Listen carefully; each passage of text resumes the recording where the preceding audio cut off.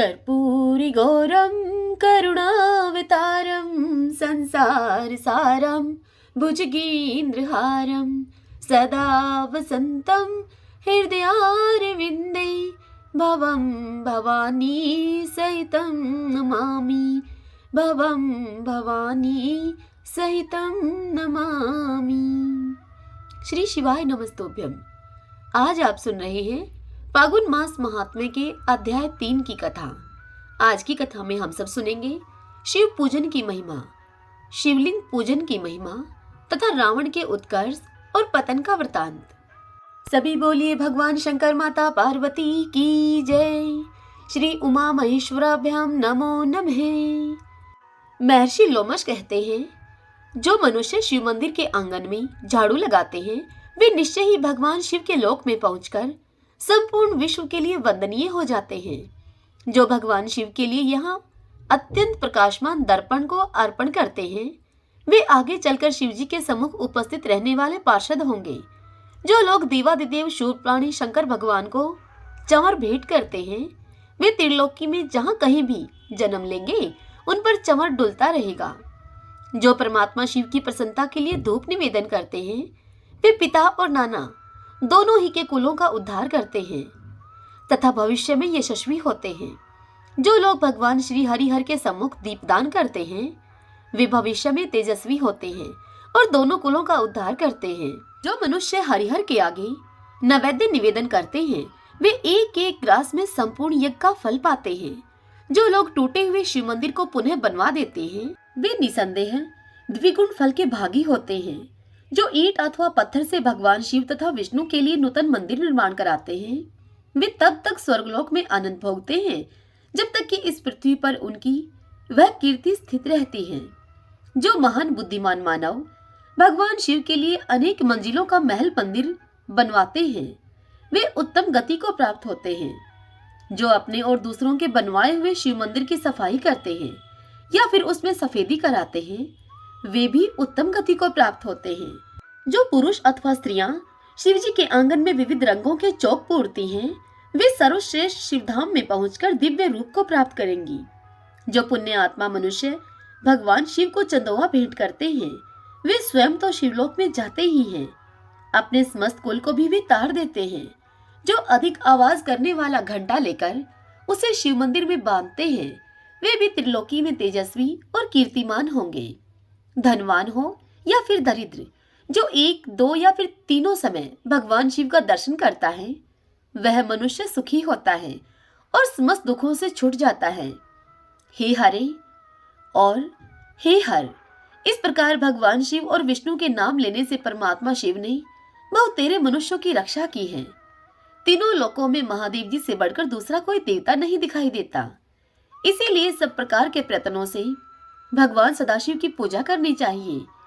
पत्र, पुष्प, फल अथवा स्वच्छ जल और कनेर से भी भगवान शिव की पूजा करके मनुष्य उन्हीं के समान हो जाता है। आक अर्थात मंदार का फूल कनेर से 10 गुना श्रेष्ठ माना गया है। आक के फूल से भी 10 गुना श्रेष्ठ है दतूरे का फल। नील कमल 1000 कचनार से भी श्रेष्ठ माना गया है। यह चराचर जगत विभूति से प्रकट हुआ है। वह विभूति भगवान शिव के श्रीअंगों में भली भांति लगती है, इसीलिए सदा उसे धारण करना चाहिए। जिनके मुख से नमः शिवाय यह पंचाक्षर मंत्र सदा ही उच्चारित होता रहता है वे मनुष्य भगवान शंकर के स्वरूप हैं। प्रातः काल, मध्याह्न काल और संध्या के समय शंकर जी का दर्शन करना चाहिए। प्रातः काल भगवान शिव के दर्शन से संपूर्ण पातकों का नाश हो जाता है। दोपहर के समय शिव जी के दर्शन करने से मनुष्यों के 7 जन्मों के पाप नष्ट हो जाते हैं तथा रात्रि काल में भगवान शंकर के दर्शन करने से जो पुण्य होता है उसकी तो कोई गणना ही नहीं है। शिव यह 2 अक्षर का नाम महापातकों का भी नाश करने वाला है। जिन मनुष्यों के मुख से शिव नाम का जप होता रहता है उन्होंने ही इस संपूर्ण जगत को धारण किया है। पुण्य आत्मा पुरुषों ने शिव जी के आंगन में आरती के समय बजाने के लिए जो बड़ा सा नगाड़ा रखकर छोड़ा हो उसकी आवाज से पापी मनुष्य भी पवित्र हो जाते हैं। इसलिए चिरकाल से संचित प्रचुर धन, बहुमूल्य चंवर, मंच, शैया, दर्पण, चंदोवा, आभूषण तथा विचित्र वस्त्र भगवान शिव की सेवा में अर्पित करने चाहिए। पुराण पाठ, कथा, इतिहास और संगीत आदि नाना प्रकार के आयोजन भगवान शिव को प्रिय हैं। इनकी व्यवस्था करनी चाहिए। ऐसी व्यवस्था करके पापी मनुष्य भी अपने पाप से मुक्त होकर शिवलोक में चले जाते हैं। जो स्वधर्म का पालन करने वाले महात्मा और शिव पूजा के विशेषज्ञ हैं, जिन्होंने गुरु के मुख से शिव की दीक्षा ली है, जो निरंतर शिव जी की पूजा में संलग्न रहते हैं, मन में दृढ़ विश्वास रखकर संपूर्ण विश्व को शिव के रूप में देखते हैं, उत्तम बुद्धि का आश्रय लेकर सदाचार का पालन करते हैं तथा अपने वर्ण धर्म और आश्रम धर्म में स्थित रहते हैं। वे ब्राह्मण, क्षत्रिय, वैश्य, शूद्र तथा कोई भी क्यों न हो, भगवान शिव के परम प्रिय होते हैं। चांडाल हो या सर्वश्रेष्ठ ब्राह्मण, भजन करने पर सभी भगवान शंकर को अत्यंत प्रिय लगते हैं। भगवान शंकर ही इस संपूर्ण चराचर जगत के आधार हैं, इसलिए सब कुछ शिव स्वरूप है। यह बात विशेष रूप से जाननी चाहिए। वेद, पुराण, शास्त्र, उपनिषद, आगम और देवता सबके द्वारा भगवान सदाशिव ही जानने के योग्य हैं। मनुष्य निष्काम हो या सकाम, सबको भगवान सदाशिव की आराधना करनी चाहिए। लोमश जी आगे कहते हैं कि जो विष्णु हैं उन्हें शिव जानना चाहिए और जो शिव हैं वे विष्णु ही हैं। आधार अथवा अर्गा भगवान विष्णु का रूप है तथा उस पर स्थापित लिंग महेश्वर का स्वरूप है। इसलिए शिवलिंग का पूजन सभी के लिए श्रेष्ठ है।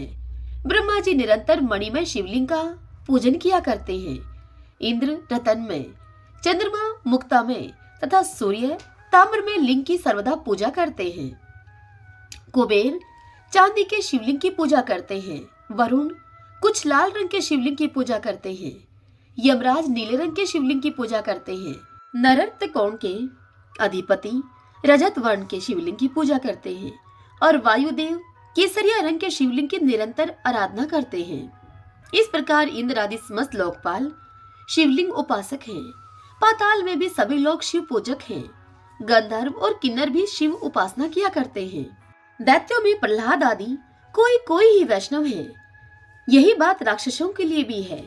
उनमें भी विभीषण आदि ही वैष्णव हैं। बलि, नमूची, हिरण्याकशिपु, वृषपर्वा, संहलाद ये तथा बुद्धिमान शुक्राचार्य और भी बहुत से शिष्य शिवजी की उपासना करने वाले हैं। इस तरह प्राय सभी दैत्य, दानव और राक्षस शिव आराधना में ही रत रहते हैं।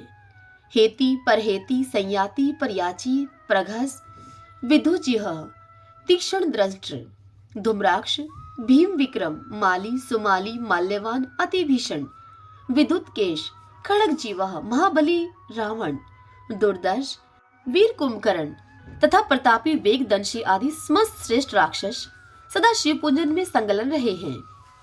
ये सर्वदा शिवलिंग का अर्चन करके उच्च कोटि की सिद्धि को प्राप्त हुए हैं। रावण ने ऐसी तपस्या की थी कि जो कि सभी के लिए दुस्सह थी। महादेव जी को तपस्या बहुत प्रिय है। वे उसकी तपस्या से जब बहुत अधिक प्रसन्न हो गए, तब उन्होंने रावण को ऐसे ऐसे वरदान दिए जो कि अन्य सभी के लिए अत्यंत दुर्लभ हैं। रावण ने भगवान सदाशिव से ज्ञान, विज्ञान, संग्राम में अजेता तथा शिवजी की अपेक्षा दुगने सिर प्राप्त किए। महादेव जी के 5 मुख हैं, इसीलिए उनसे द्विगुण मुख पाकर रावण 10 मुख हुआ। उसने देवताओं, ऋषियों और पितरों को भी सर्वथा परास्त करके उन सब पर अपनी प्रभुता स्थापित की। भगवान महेश्वर के प्रसाद से वह रावण सबसे अधिक प्रतापी हुआ। महादेव जी ने उसे त्रिकूट पर्वत का महाराजा बना दिया। इस प्रकार शिवलिंग की पूजा के प्रसाद से रावण ने तीनों लोगों को वश में कर लिया। देवताओं को बड़ी चिंता हुई। अब वे सभी देवता मिलकर शिवलोक में गए और दरवाजे पर किंकरों की भांति खड़े हो गए। उस समय नंदी, जिनका मुख वानर के समान है, देवताओं से भी वार्तालाप करने लगे। देवताओं ने नंदी को प्रणाम करके उनसे पूछा कि आपका मुख वानर के समान क्यों है? तब नंदी ने कहा, एक समय रावण यहाँ आया था और अपने पराक्रम की बातें बहुत बढ़ चढ़कर वह मुझसे कहने लगा। उस समय मैंने उससे कहा कि भैया, तुम भी शिवलिंग के पूजक हो और मैं भी शिवलिंग का पूजक हूँ, अतः हम दोनों समान हैं। फिर मेरे सामने यह व्यर्थ के डींगे क्यों मारते हो तुम? मेरी इस बात को सुनकर वह रावण, उस रावण ने तुम लोगों की ही भांति मेरे वानर मुख होने का कारण मुझसे पूछा। उत्तर में मैंने रावण से निवेदन किया कि यह मेरी शिव उपासना का मुंह मांगा फल है। भगवान शिव मुझे अपना 100 रुपए दे रहे थे, किंतु उस समय मैंने वह नहीं स्वीकार किया। अपने लिए वानर के समान ही मैंने मुख उनसे मांगा। भगवान बड़े दयालु हैं, उन्होंने कृपा पूर्वक मुझे मेरी मांगी हुई वस्तु मुझे दे दी, जो कि अभिमान शून्य है, जिनमें दंभ का अभाव है तथा जो परिग्रह से दूर रहने वाले हैं। उन्हें भगवान शंकर का प्रिय समझना चाहिए। इसके विपरीत जो अभिमानी, दंभी और परग्रही हैं, वे शिव की कल्याणमयी कृपा से वंचित रहते हैं। रावण मेरे साथ पूर्वोक्त बातचीत में अपने तपोबल का बखान करने लगा। रावण ने मुझसे कहा कि मैं बुद्धिमान हूँ, मैंने भगवान शिव से 10 मुख मांगे हैं। अधिक मुखों से शिव जी की अद्भुत स्तुति की जा सकती है। तुम्हारे इस वानर तुल्य मुख से क्या होगा? तुम्हें किसी ने खोटी सलाह दी होगी। तुमने शंकर जी से यह वानर का मुख व्यर्थ ही मांगा। हे देवताओं, रावण का यह उपहासपूर्ण वचन सुनकर मैंने उस रावण को श्राप देते हुए कहा कि जब कोई महातपस्वी श्रेष्ठ मानव उन वानरों के साथ मुझे आगे करके तुम पर आक्रमण करेगा, उस समय वह तुम्हें अवश्य मार डालेगा। इस प्रकार सारे संसार को रुलाने वाले रावण को मैंने श्राप दे डाला। देवादिदेव महादेव जी साक्षात विष्णु रूप हैं, अतः आप लोग भगवान विष्णु से प्रार्थना करें। नंदी की यह बात सुनकर सभी देवता मन ही मन बहुत प्रसन्न हुए। उन्होंने बैकुंठ में आकर अपनी वाणी के द्वारा भगवान विष्णु की स्तुति आरंभ कर दी। देवता भगवान विष्णु की स्तुति करते हुए कहने लगे, हे देव देव जगदीश्वर, आप 6 ऐश्वर्यों से युक्त होने के कारण भगवान कहलाते हैं। आपको हमारा नमस्कार है। यह संपूर्ण चराचर जगत आपके आधार पर टिका हुआ है। यह जगत एक लिंग है, जिसे आपने आधार पीठ रूप होकर आपने धारण किया है। हे प्रभु, हम लोगों के लिए पहले भी आपने अनेक बार अवतार धारण किया है। आपने ही मत्स्य रूप धारण करके ब्रह्मा जी के मुख में वेदों की स्थापना की है। आपने ही हयग्रीव रूप से मधु और कैटब नामक दैत्यों को मारा है। कश्यप अवतार धारण करके आपने ही अपने पीठ पर मंद्राचल पर्वत उठाया था। वराह रूप धारण करके आपने हिरणाक्ष दैत्य का वध किया और नरसिंह रूप से हिरण्यकशिपु को मौत के घाट उतारा है। वामन अवतार को धारण करके आपने ही दैत्यराज बलि को बांधा और भृगुकुल में परशुराम रूप से प्रकट होकर आपने ही कार्तवीर्य अर्जुन का वध किया है। हे विष्णु, आपने बहुत से दैत्यों का संहार किया है। आप ही संपूर्ण विश्व के पालक हैं, अतः रावण के भय से अवश्य हमारा उद्धार करें। देवताओं के इस प्रकार प्रार्थना करने पर भूत भावन भगवान वासुदेव ने संपूर्ण उन देवताओं से कहा कि हे देवगण, तुम लोग अपने प्रस्ताव के अनुसार मेरी बात को सुनो। नंदी को आगे करके तुम सभी शीघ्रता पूर्वक वानर शरीर में अवतार लो। मैं माया से अपने स्वरूप को छिपाए हुए मनुष्य के रूप में होकर अयोध्या में राजा दशरथ के घर में प्रकट होऊंगा। तुम्हारे कार्य की सिद्धि के लिए मेरे साथ ब्रह्म विद्या भी अवतार लेंगी। राजा जनक के घर साक्षात ब्रह्म विद्या ही सीता के रूप में प्रकट होंगी।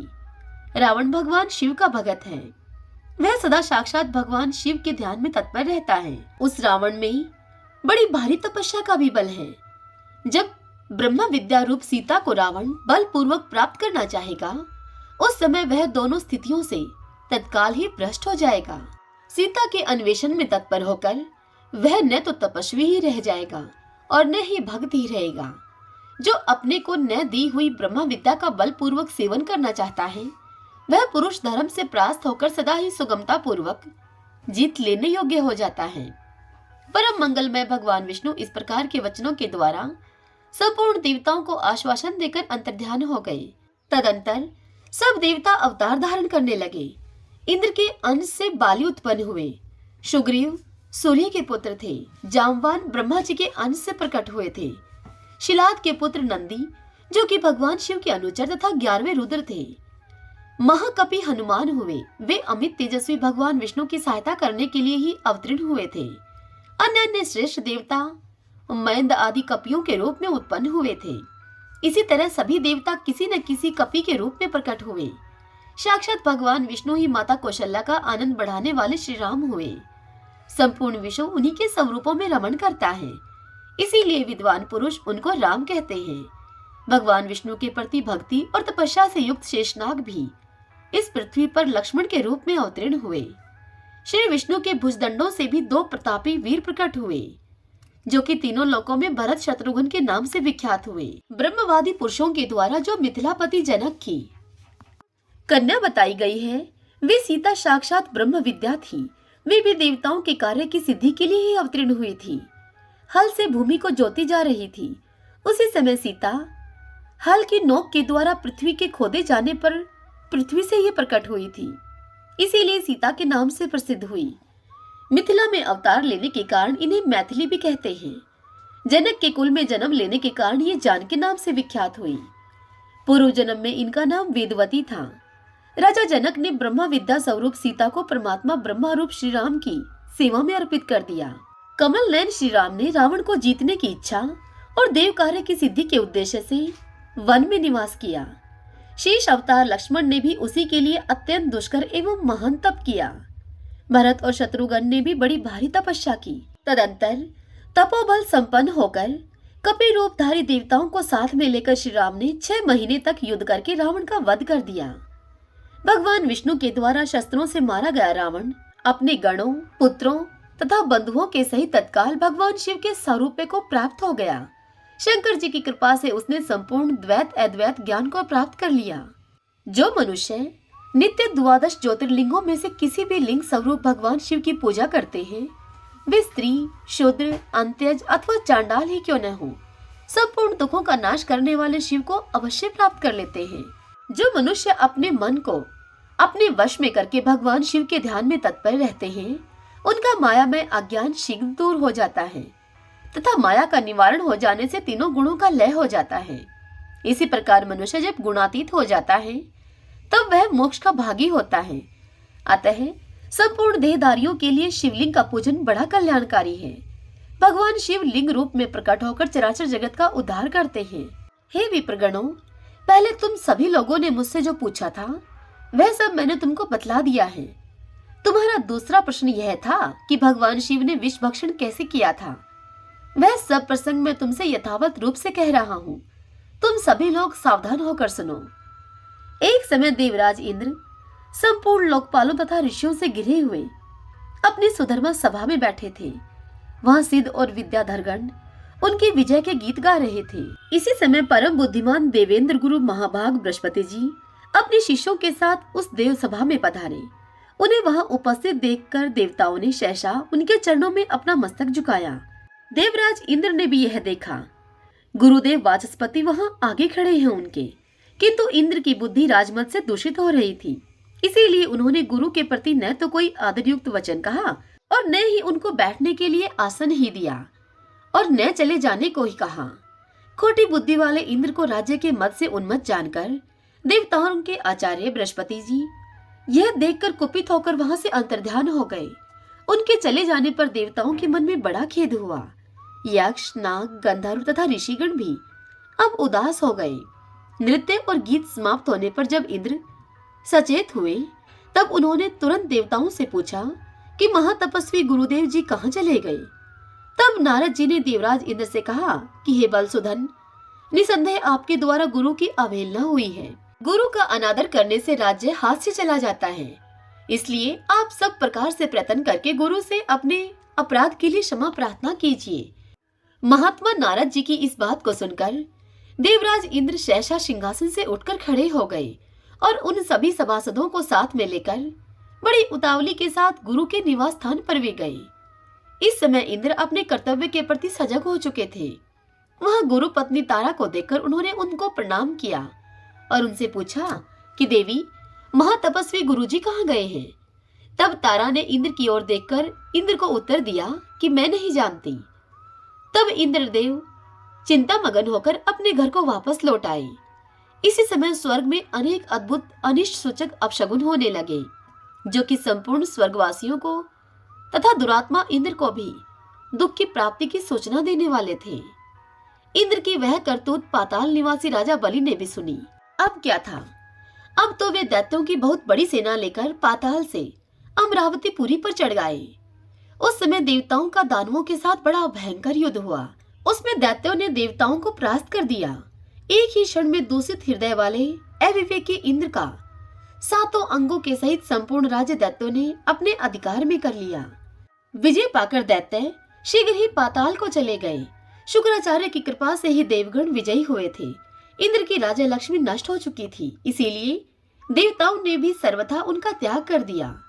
श्रीहीन होकर इंद्र स्वर्गलोक से अन्यत्र चले गए। कमल के समान कमनीय नेत्रों वाली इंद्र की पत्नी सची भी अब दूसरों की दृष्टि से छिपकर रहने लगी। एरावत नामक महान गजराज तथा उच्चे शर्वा नामक अशो आदि भी, जो बहुत से रतन थे इंद्र के पास, उन्हें दुष्ट दैत्यों ने लोभवश स्वर्गलोक से पाताल में पहुंचा दिया।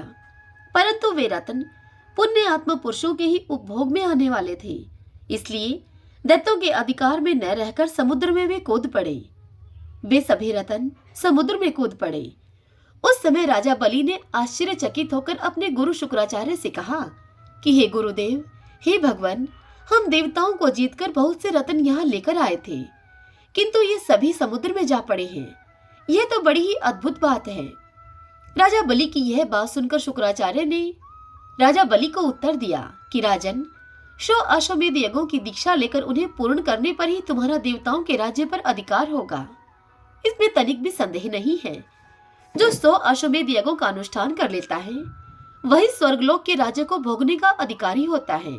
अश्वमेध यज्ञ किए बिना स्वर्ग की कोई भी वस्तु उपभोग में नहीं लाई जा सकती है। गुरु का ऐसा वचन सुनकर राजा बलि उस समय चुप हो गए और दानवों के साथ उचित कार्यों में लग गए। इंद्र बड़ी ही सोचनीय दशा को प्राप्त हो गए थे। वे ब्रह्मा जी के पास गए अब, और स्वर्ग के राज्य पर जो भय आदि प्राप्त हुआ था उनको, वह सब समाचार उन्होंने वहां जाकर ब्रह्मा जी को कह सुनाया। इंद्र की सभी बातों को सुनकर ब्रह्मा जी ने उनसे कहा, सब देवताओं को एकत्र करके हम सब लोग तुम्हारे साथ सर्वेश्वर भगवान विष्णु की आराधना करने के लिए चलते हैं। ऐसा ही हो। यह सलाह करके इंद्र आदि संपूर्ण लोकपाल ब्रह्मा जी को आगे रखकर सिर समुद्र के तट पर गए और वहां उन सब ने परस्पर विचार करके भगवान विष्णु की स्तुति प्रारंभ कर दी। भगवान विष्णु की स्तुति करते हुए ब्रह्मा जी बोले, हे देवदेव, हे जगन्नाथ, देवता और दानव दोनों आपके चरणों में मस्तक झुकाते हैं। आपकी कीर्ति परम पवित्र है। आप अविनाशी और अनंत हैं। हे परमात्मन, आपको नमस्कार है। हे रमापते, आप यज्ञ हैं, यज्ञ रूप हैं तथा आप यज्ञांग हैं। इसलिए आज कृपा करके देवताओं को आप वरदान दीजिए। हे भगवान, गुरु की अवहेलना करने के कारण इंद्र इस समय ऋषियों के सहित स्वर्ग के राज्य से भ्रष्ट हो चुके हैं, इसलिए आप इनका उद्धार कीजिए। ऐसी स्तुति को सुनकर श्री भगवान उनसे बोले कि हे देवगणों, गुरु की अवहेलना करने से सारा अभ्युदय नष्ट हो जाता है। जो पापी है, अधर्म में तत्पर है तथा केवल विषयों में ही रचे पचे रहते हैं और जिनके द्वारा अपने माता पिता की निंदा होती रहती है, वे निसंदेह बड़े भाग्यहीन हैं। हे ब्राह्मण, इस इंद्र ने जो अन्याय किया है उसका फल इसे तत्काल प्राप्त हो गया। केवल इंद्र के ही कर्म से संपूर्ण देवताओं पर यह संकट आया है। जब किसी भी पुरुष के लिए विपरीत काल उपस्थित हो जाए, तब उसे दूसरों का सहयोग प्राप्त करने की चेष्टा करनी चाहिए। बुद्धिमान मनुष्य अपने संपूर्ण मनोरथों की सिद्धि के लिए अन्य प्राणियों के साथ मैत्री करते हैं। इसलिए इंद्र, तुम मेरी बात सुनो। इस समय अपना काम बनाने के लिए तुम्हें दैत्यों के साथ मेलजोल कर लेना चाहिए। भगवान विष्णु के इस प्रकार आज्ञा देने पर परम बुद्धिमान इंद्र अमरावती को छोड़कर देवताओं के साथ सुतल लोक में गए। इंद्र आए हैं यह सुनकर राजा इंद्रसेन अर्थात राजा बलि रोष में भर गए। उन्होंने अपनी सेना के साथ जाकर इंद्र को मार डालने का विचार किया। उस समय देवऋषि नारद ने बलवानों में श्रेष्ठ राजा बलि और दैत्यों को नीच ऊंच समझाकर उन्हें इंद्र के वध से रोक दिया। देवऋषि के ही कहने से राजा बलि ने इंद्र के प्रति अपना रोष त्याग दिया। इतने में ही इंद्र भी अपनी सेना के साथ वहां पर आ पहुंचे। राजा बलि ने देखा कि लोकपालों से घिरे हुए इंद्र श्रीहीन हो गए हैं। अब उनमें प्रभुता का मद नहीं रह गया, उनका तेज चला गया है और वे ईर्ष्या तथा अहंकार से भी रहित हो गए हैं। उन्हें इस अवस्था में देखकर राजा बलि के मन में बड़ी दया आई। वे बड़ी उतावली के साथ हंसते हुए से बोले देवराज इंद्र से कि देवराज इंद्र, आप इस सुतल लोक में कैसे पधारे? यहाँ आने का आप अपना कारण बताइए। बलि की यह बात सुनकर इंद्र मुस्कुराते हुए बोले कि भैया, हम सब देवता क्रोध के अधीन हो रहे हैं। आप सब लोगों की भी यही दशा है। जैसे हम हैं वैसे ही आप लोग भी हैं, अतः हमारा यह कलह निरर्थक है। भाग्यवश आपने मेरा संपूर्ण राज्य एक क्षण में ही ले लिया और बहुत से रतन भी स्वर्ग से आप यहाँ पर उठा लाए, परंतु वे सभी रतन तत्काल ही जहाँ के थे वापस वहीं चले गए। अतः विद्वान पुरुष को एक दूसरे से मिलकर कर्तव्य के विषय में विचार करना चाहिए। विचार करने से ज्ञान होता है और ज्ञान होने से संकट से छुटकारा अवश्य मिल जाएगा। इस समय तो मैं संपूर्ण देवताओं के साथ आपके समीप त्राण पाने के लिए आया हूँ। जब इंद्र की सारी बात समाप्त हो गई, तब देव ऋषि नारद जी ने राजा बलि को समझाते हुए राजा बलि से कहा, हे दैत्यराज, शरण में आए हुए प्राणी की रक्षा करना महापुरुषों का धर्म है। जो लोग ब्राह्मण, रोगी, वृद्ध और शरणागत की रक्षा नहीं करते वे ब्रह्म हत्यारे हैं। इंद्र इस समय शरणागत शब्द से अपना परिचय देते हुए तुम्हारे समीप आए हैं, अतः इनका भली भांति रक्षण और पोषण करना तुम्हारा परम कर्तव्य है। इसमें तनिक भी संदेह की बात नहीं है। देव ऋषि नारद के यूं कहने पर कर्तव्य और अकर्तव्य के ज्ञान में कुशल दैत्यराज बलि ने स्वयं भी अपनी बुद्धि से विचार किया। तदंतर लोकपालों और देवताओं के सहित इंद्र का बड़े सम्मान के साथ स्वागत सत्कार किया गया और उनके मन में विश्वास उत्पन्न करने के लिए अनेक प्रकार की सच्ची शपथें भी खाई गई, सच्चे वचन कहे गए। इंद्र ने भी राजा बलि को विश्वास दिलाने वाली शपथ खाई। देवराज इंद्र स्वार्थ साधन में तत्पर रहते हैं और अर्थशास्त्र में ही उनकी विशेष प्रवृत्ति है। उन्होंने शपथ खाकर राजा बलि के साथ सुतल लोक में ही निवास किया। वहां रहते हुए उन्हें अनेक वर्ष व्यतीत हो गए।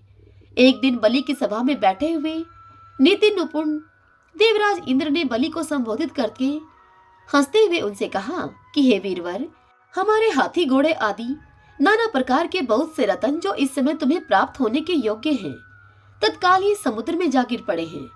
अतः हम लोगों को समुद्र से उन रत्नों का उद्धार करने के लिए बहुत शीघ्र प्रयत्न करना चाहिए। तुम्हारे कार्य की सिद्धि के लिए समुद्र का मंथन करना उचित है। इंद्र के इस प्रकार प्रेरणा देने पर बलि ने शीघ्रता पूर्वक इंद्र से पूछा, यह समुद्र मंथन किस उपाय से संभव होगा? इसी समय मेघ के समान गंभीर स्वर में आकाशवाणी हुई, देवताओं और दैत्यों, तुम क्षीर समुद्र का मंथन करो। इस कार्य में तुम्हारे बल की वृद्धि होगी, इसमें तनिक भी संदेह नहीं है। मंदराचल को मथानी और वासुकी नाग को तुम रस्सी बनाओ।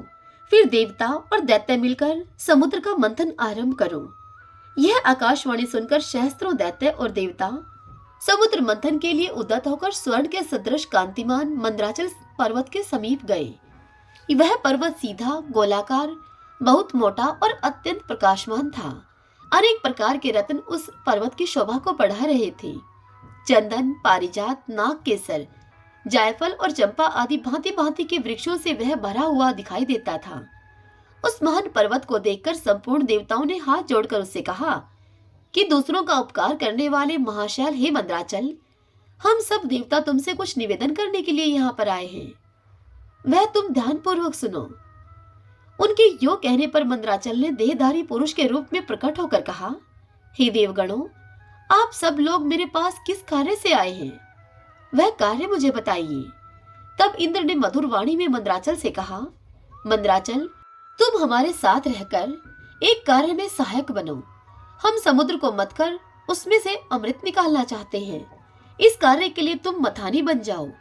मंदराचल ने बहुत अच्छा कहकर देवराज इंद्र की आज्ञा को स्वीकार किया और देव कार्य की सिद्धि के लिए देवताओं, दैत्यों तथा विशेषतः इंद्र से कहा कि हे पुण्य आत्मा देवराज, आपने अपने वज्र से मेरे दोनों पंख काट डाले हैं। फिर आप लोगों के कार्य की सिद्धि के लिए वहां तक भला मैं कैसे चल सकता हूँ? तब संपूर्ण देवताओं और दैत्यों ने उस अनुपम पर्वत को क्षीर समुद्र तक ले जाने की इच्छा से उखाड़ लिया, परंतु वे उसे धारण करने में समर्थ न हो सके। वह महान पर्वत उसी समय देवताओं और दैत्यों के ऊपर गिर पड़ा। कोई कुचले गए, तो कोई मर गए, तो कोई मूर्छित हो गए, तो कोई एक दूसरे को कोसने लगे, तो कोई चिल्लाने लगे, तो कुछ लोगों ने बड़े कलेश का अनुभव किया। इस प्रकार उनका उद्यम और उत्साह अब भंग हो गया। वे देवता और दानव सचेत होने पर जगदीश्वर भगवान विष्णु की स्तुति करने लगे। शरणागत वत्सल महाविष्णु, हमारी रक्षा कीजिए प्रभु, आपने ही इस संपूर्ण चराचर जगत को व्याप्त कर रखा है। उस समय देवताओं का कार्य सिद्ध करने के लिए गरुड़ की पीठ पर बैठे हुए भगवान विष्णु सहसा वहां पर प्रकट हो गए। वे सबको अभय देने वाले हैं। उन्होंने देवताओं और दैत्यों की ओर दृष्टिपात करके खेल ही खेल में उस महान पर्वत को उखाड़कर गरुड़ की पीठ पर रख लिया। फिर वे देवताओं और दैत्यों को क्षीर समुद्र के उत्तर तट पर ले गए और पर्वत श्रेष्ठ मंदराचल को समुद्र में डालकर तुरंत ही वहां से चल दिए। तदंतर सब देवता दैत्यों को साथ लेकर वासुकी नाग के समीप गए और उनसे भी अपनी प्रार्थना स्वीकार कराई। उन्होंने इस प्रकार मंदराचल को मथानी और वासुकी नाग को रस्सी बनाकर देवताओं और दैत्यों ने क्षीर समुद्र का मंथन आरंभ किया। इतने में ही वह पर्वत समुद्र में डूबकर रसातल को जा पहुंचा। तब लक्ष्मीपति भगवान विष्णु ने कश्यप रूप धारण करके तत्काल ही मंदराचल को ऊपर उठा दिया। उस समय यह एक अद्भुत घटना हुई। फिर जब देवता और दैत्यों ने मथानी को घुमाना आरंभ किया, तब वह पर्वत बिना गुरु के ज्ञान की भांति कोई सुदृढ़ आधार न होने के कारण इधर उधर डोलने लगा। यह देखकर परमात्मा भगवान विष्णु स्वयं ही मंदराचल के आधार बन गए और उन्होंने अपने चारों भुजाओं से मथानी बने हुए उस पर्वत को भली भांति पकड़कर उसे सुखपूर्वक घुमाने योग्य बना दिया। तब अत्यंत बलवान देवता और दैत्य एकीभूत होकर अधिक जोर लगाकर क्षीर समुद्र का मंथन करने लगे। कश्यप रूपधारी भगवान की पीठ तो जन्म से ही कठोर थी और उस पर घूमने वाला पर्वत श्रेष्ठ मंदराचल भी वज्रसार की भांति दृढ़ था। उन दोनों की रगड़ से समुद्र में बड़वानल प्रकट हो गया। साथ ही हलाहल विष भी उत्पन्न हुआ। उस विष को सबसे पहले नारद जी ने देखा। तब अमित तेजस्वी देवऋषि नारद जी ने देवताओं को पुकार कर कहा, अदिति कुमारो, अब तुम समुद्र का मंथन मत करो। इस समय संपूर्ण उपद्रवों का नाश करने वाले भगवान शिव की प्रार्थना करो। तुम वे परात्पर हैं, परमानंद स्वरूप हैं तथा योगी पुरुष भी उन्हीं का ध्यान किया करते हैं। देवता अपने स्वार्थ साधना में संलग्न होकर समुद्र को मथ रहे थे। वे अपनी ही अभिलाषा में तन्मय होने के कारण नारद जी की बात को सुन नहीं सके। केवल उधम का भरोसा करके वे क्षीर सागर के मंथन में संलग्न थे। अधिक मंथन से जो हलाहल विष प्रकट हुआ, वह तीनों लोगों को भस्म कर देने वाला था। वह प्रौढ़ विष देवताओं के प्राण लेने के लिए उनके समीप आ पहुंचा और ऊपर नीचे तथा संपूर्ण दिशाओं में वह विष फैल गया। समस्त प्राणियों को अपना ग्रास बनाने के लिए प्रकट हुए उस कालकूट विष को देखकर वे सब देवता और दैत्य हाथ में पकड़े हुए नागराज वासुकी को मंदराचल पर्वत के सहित वहीं पर छोड़कर भाग खड़े हुए। उस समय उस लोक संहारकारी कालकूट विष को भगवान शिव ने स्वयं अपना ग्रास बना लिया। उन्होंने उस विष को निर्मल अर्थात निर्दोष कर दिया। इस प्रकार भगवान शंकर की बड़ी भारी कृपा होने से देवता, असुर, मनुष्य तथा संपूर्ण त्रिलोकी की उस समय कालकूट विष से रक्षा हुई। तदंतर भगवान विष्णु के समीप मंदराचल को मथानी और वासुकी नाग को रस्सी बनाकर देवताओं ने पुनः समुद्र को मथना आरंभ किया। तब समुद्र से देव कार्य की सिद्धि के लिए अमृतमय कलाओं से परिपूर्ण चंद्रदेव प्रकट हुए। संपूर्ण देवता, असुर और दानवों ने भगवान चंद्रमा को प्रणाम किया और गर्ग आचार्य जी से अपने अपने चंद्रबल की यथार्थ रूप से जिज्ञासा की। उस समय गर्ग आचार्य जी ने देवताओं से कहा कि इस समय तुम सब लोगों का बल ठीक है। तुम्हारे सभी उत्तम ग्रह केंद्र स्थान में अर्थात तुम्हारे लगन में है, चतुर्थ स्थान में है, सप्तम स्थान में है और दसम स्थान में। चंद्रमा से गुरु का योग हुआ है। बुध, सूर्य, शुक्र, शनि और मंगल भी चंद्रमा से संयुक्त हुए हैं। इसलिए तुम्हारे कार्य की सिद्धि के निमित्त इस समय चंद्रबल बहुत उत्तम है। यह गोमंत नामक मुहूर्त है जो कि विजय को प्रदान करने वाला है। महात्मा गर्गाचार्य जी के इस प्रकार आश्वासन देने पर महाबली देवता गर्जना करते हुए बड़े वेग से समुद्र को मंथन करने लगे। मथे जाते हुए समुद्र के चारों ओर बड़े जोर की आवाज उठ रही थी। इस बार के मंथन से देव कार्यों की सिद्धि के लिए साक्षात शोरभी अर्थात कामधेनु गौ प्रकट हुई। उन्हें काले, श्वेत, पीले, हरे और लाल रंग के सैकड़ों गौवें घेरे हुए थी। उस समय ऋषियों ने बड़े हर्ष में भरकर देवताओं और दैत्यों से कामधेनु के लिए याचना की और उनसे कहा कि आप सब लोग मिलकर भिन्न भिन्न गोत्र वाले ब्राह्मणों को कामधेनु के सहित इन संपूर्ण गौओं का दान अवश्य करें। ऋषियों की याचना करने पर देवताओं और दैत्यों ने भगवान शंकर की प्रसन्नता के लिए वे सब गौवें दान कर दी तथा यज्ञ कर्मों में भली भांति अपने मन को लगाने वाले उन परम मंगलमय महात्मा ऋषियों ने उन गौओं का दान स्वीकार किया। तत्पश्चात सब लोग बड़े जोश में आकर क्षीर सागर को मथने लगे। तब समुद्र से कल्प वृक्ष, पारिजात, चूत और संतान ये 4 दिव्य वृक्ष प्रकट हुए। उन सबको एकत्र रखकर देवताओं ने पुनः बड़े वेग से समुद्र को मंथना आरंभ किया।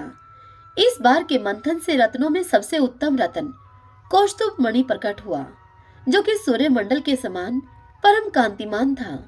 वह अपने प्रकाश से तीनों लोकों को प्रकाशित कर रहा था। देवताओं ने चिंतामणि को आगे रखकर कौस्तुभ का दर्शन किया और उसे भगवान विष्णु की सेवा में भेंट कर दिया। तदंतर चिंतामणि को मध्य में रखकर देवताओं और दैत्यों ने पुनः समुद्र को मथना आरंभ किया। वे सभी बल में बढ़े चढ़े थे और बार बार गर्जना कर रहे थे। अब की बार उस पर्वत को मथे जाते हुए समुद्र से उच्छय शर्वा नामक अश्व प्रकट हुआ। वह अश्व समस्त अश्व जाति में एक अद्भुत रतन था। उसके बाद गज जाति में रतनभूत ऐरावत प्रकट हुआ। उसके साथ श्वेत वर्ण के 64 हाथी और भी थे। ऐरावत के 4 दांत बाहर निकले हुए थे और मस्तक से मद की धारा बह रही थी। इन सबको भी मध्य में स्थापित करके वे सब पुनः समुद्र मथने लगे। उस समय उस समुद्र से मदिरा, भांग, कांकड़ा सिंघी, लहसुन, गाजर, अत्यधिक उन्मादक कारक धतूर तथा पुष्कर आदि बहुत सी वस्तुएं प्रकट हुई। इन सबको भी समुद्र के किनारे एक स्थान पर रख दिया गया। तत्पश्चात वे श्रेष्ठ देवता और दानव पुनः पहली की भांति समुद्र का मंथन करने लगे। अब की बार समुद्र से संपूर्ण भुवनों की एकमात्र अधीश्वरी दिव्य रूपा देवी महालक्ष्मी प्रकट हुई, जिन्हें ब्रह्मवेत्ता पुरुष आनविक्षिकी अर्थात वेदांत विद्या कहते हैं। इन्हीं को दूसरे लोग मूल विद्या कहकर पुकारते हैं। कुछ सामर्थ्यशाली महात्मा इन्हीं को वाणी और ब्रह्म विद्या भी कहते हैं।